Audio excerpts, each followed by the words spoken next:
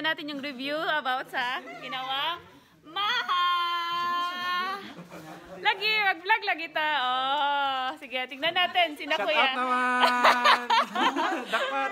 Kakain? Miss Maja. Gusto ko ang langka. Ano ang lasa? Anong langka? Di ba may langka and may ano masasabi mo? Pero mas masarap ang Maja pag ng langka. Hindi ba First time ko na nakatry nito. Hindi siya matamis masyado. Hindi.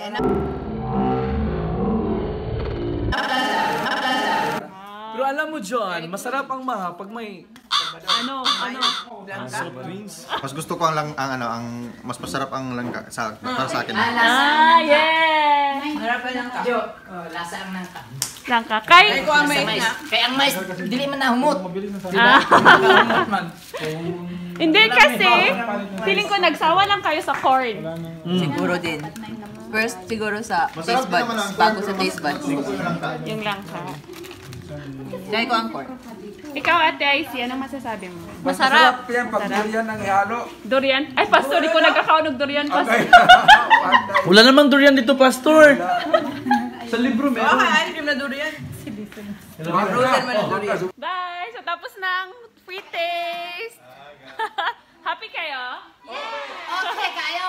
Hi, free taste. Ano na ulit ang ating secret ingredient? Langka.